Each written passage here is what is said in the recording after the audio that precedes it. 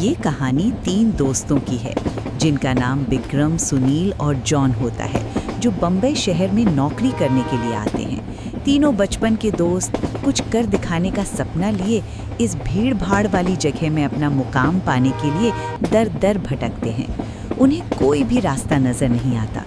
अपने छोटे से गांव में रहकर कॉलेज की पढ़ाई करने वाले सुनील और विक्रम ने कभी सोचा भी नहीं था कि सफलता पाने के लिए इतना दर्द झेलना पड़ता है। वहीं जॉन अपने पापा के बिजनेस में पहले से ही संघर्ष कर चुका था, जिस वजह से उसे इन सब चीज़ों की आदत सी हो गई थी। जॉन अच्छे से जानता था कि सफलता इतनी आसानी से नहीं मिलेगी, क्योंकि उसने अपने पापा को दिन रात मेहनत करते हुए देखा था। तभी तीनों को सुबह से भटकते भटकते शाम हो जाती है, लेकिन ना कोई नौकरी और ना ही कोई रहने का ठिकाना उनके हाथ लगता। तीनों मायूस होकर एक छोटे से होटल में खाना खाते हैं। दरअसल उनके पास कोई खास पैसे भी नहीं होते, वो तो सिर्फ अपनी 1-2 दिन की व्यवस्था बनाकर निकले थे। उन्हें लगा था कि आते ही उनके साथ कोई चमत्कार होगा और उनको नौकरी मिल जाएगी। तीनों एक बिल्डिंग के पास पहुंच जाते हैं। कुछ देर बाद सभी बिल्डिंग के गेट के पास बैठ जाते हैं। 1-2 घंटा बैठे हुए गुजर जाते हैं। तभी बिल्डिंग के चौकीदार की नज़र उन पर पड़ती है और वो जोर की आवाज़ में उन्हें डांटते हुए कहता है, कौन हो तुम लोग? यहाँ क्यों बैठे हो? तीनों अजनबी शहर में किसी को पहचानते नहीं और ना ही उनका कोई ठिकाना है। तीनों अपनी जगह पर जल्दी खड़े हो जाते हैं और अपनी बात चौकीदार को बताते हैं। चौकीदार को तीनों की हालत देखकर उन पर तरस आता है।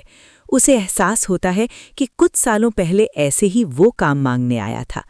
तब किसी ने उसे सहारा दिया था और आज कम से कम वो इतने बड़े शहर में छोटे से काम के साथ जीवन यापन कर पा रहा है। जॉन उन तीनों में थोड़ा समझदार होता है। वो चौकीदार से कहीं रहने के जुगाड़ की बात कहता है, क्योंकि उसे पता है कि अभी उनकी हालत किराया देने की नहीं है, तो उन्हें कोई किराया से कम कमरा क्यों देगा। तभी चौकीदार अपने एक दोस्त से फ़ोन पर बात करता है, जो वहीं से कुछ ही दूर बंगला नंबर 17 में साफ सफाई का काम करता है। चौकीदार अपने दोस्त को सारी बात बताता है। तभी उसका दोस्त कहता है कि मेरे साहब तो अपने परिवार के साथ 2 महीनों के लिए बाहर गए हैं, तब तक मैं रहने का इंतज़ाम कर सकता हूँ। ये बात सुनकर तीनों दोस्त बहुत खुश हो जाते हैं और वो जल्दी से चौकीदार से कहते हैं कि आप हमें बता दीजिए हम उनके पास कैसे पहुँच सकते हैं। चौकीदार कहता है कि वो बंगला थोड़ा दूर है, रात को वहाँ कोई टैक्सी ऑटो भी नहीं मिलेगा। आज तुम लोग यहीं सो जाओ, कल सुबह हम साथ चलेंगे। तीनों उसकी बात मान जाते हैं। सुबह उठते ही तीनों चौकीदार के साथ बंगले में पहुँच जाते हैं।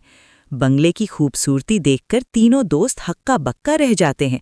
उन्हें यकीन ही नहीं होता कि उन्हें इतने अच्छे बंगले में रहने का मौका मिलेगा। बंगले का नौकर तीनों दोस्तों को गेस्ट रूम में ले जाता है। तीनों दोस्त रूम में पहुंचकर राहत की सांस लेते हैं। जल्दी से तीनों नहाकर तैयार हो जाते हैं और काम की तलाश में निकल जाते हैं। अब रहने का तो ठिकाना लग चुका था, तलाश थी केवल अच्छे काम की, जिससे उनका गुजारा चल सके। लेकिन आज भी उनके साथ वही होता है। सुबह से शाम हो जाती है, लेकिन तीनों हताश होकर वापस अपने स्थान आ जाते हैं। नौकर तीनों के लिए खाने का इंतजाम करके रखता है, जिससे उन्हें बहुत ही राहत मिलती है। आज तीनों दोस्तों के लिए बंगले की पहली रात होती है।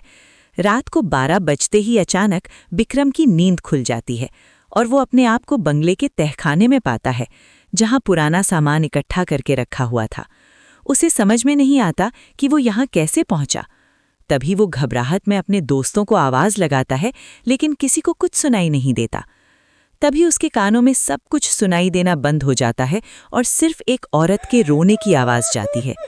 विक्रम चिल्लाकर पूछता है, कहाँ हो तुम? क्यों रो रही हो? अगले ही पल विक्रम अपने बिस्तर में होता है। वो डर के कारण पसीने से लथपथ हो जाता है। वो अपने दोस्तों को जगाता है। सुनील और जॉन दोनों उसकी बात का मजाक उड़ाते हैं और कहते हैं, तुमने कोई सपना देखा होगा, इस बंगले में तो हमारे अलावा कोई भी नहीं है। और विक्रम भी अपने दोस्तों की बात का यकीन करके इस घटना को बुरा सपना समझकर नज़रअंदाज करके सो जाता है। सुबह उठते ही तीनों दोस्त फिर से तैयार होकर काम ढूंढने निकल पड़ते हैं। लेकिन जैसे ही वो बंगले के गेट से बाहर निकलते हैं, अचानक कोई औरत आकर विक्रम को चिट्ठी देती है, जिसमें लिखा होता है, तुम इस पते पर जाओ तो काम मिल जाएगा। और औरत अचानक भागते हुए उनकी नज़रों से ओझल हो जाती है। तीनों दोस्त सोच में पड़ जाते हैं कि हमें काम की ज़रूरत है, ये इस औरत को कैसे पता। लेकिन तीनों को काम की बहुत ज़रूरत होती है।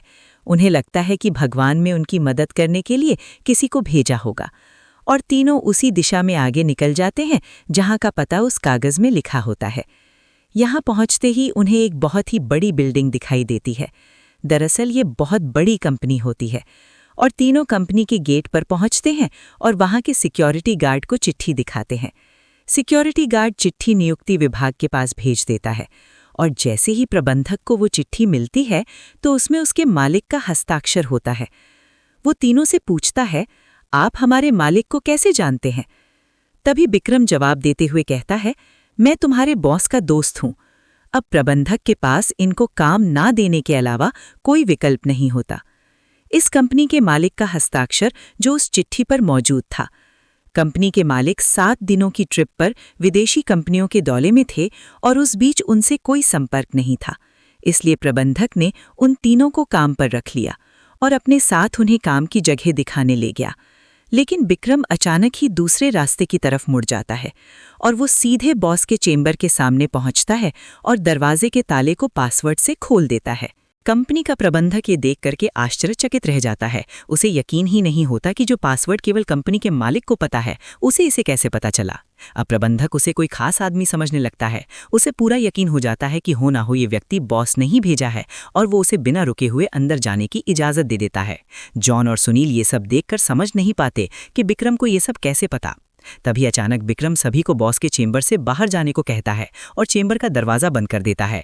कुछ ही घंटों के बाद प्रबंधक को बॉस का फोन आता है और बॉस प्रबंधक से पूछता है कि मेरे कंप्यूटर को किसी ने इस्तेमाल किया था। तभी प्रबंधक सारी बात बता देता है। बॉस गुस्से में मैनेजर को बोलता है, जल्दी से जाओ और उसे रोको, नहीं तो मैं बर्बाद हो जाऊंगा। और जैसे ही प्रबंधक चेंबर का दरवाजा खोलता है तो वो देखता है बिक्रम बेहोश पड़ा है। प्रबंधक अपने सुरक्षा कर्मियों से उसे उठाने को कहता है और कुर्सी पर वापस बैठाता है। तभी बिक्रम को होश आता है। प्रबंधक गुस्से में बिक्रम को बोलता है, तुमने क्या किया? मेरे बॉस बहुत नाराज हैं। लेकिन बिक्रम को कुछ याद नहीं कि वो अपने बंगले के गेट से यहाँ तक कैसे आया है। दरअसल वो बंगला पहले उसी बॉस का होता है और बॉस ने बंगले को अपने ऑफिस की एक लड़की के लिए खरीदा था और कभी कभी साथ रहता था, जो कि उसके कंपनी में काम करती थी। बॉस पहले से ही शादीशुदा था और ये बात अच्छे से जानता था कि एक न एक दिन वो लड़की उसके लिए खतरा बन सकती है।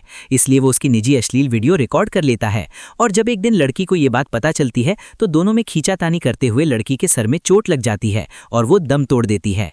बॉस बंगले के गार्डन में ही लड़की को दफना देता है और लड़की की मौत के साथ ही उसका राज दफन हो जाता है। लेकिन जब उस बंगले में तीनों दोस्त आते हैं तो बिक्रम गार्डन में घूमते घूमते उस जगह पर अपना पैर रख देता है जहां उस लड़की को दफनाया गया था, जिस वजह से उस लड़की का सीधा संपर्क बिक्रम से बन जाता है।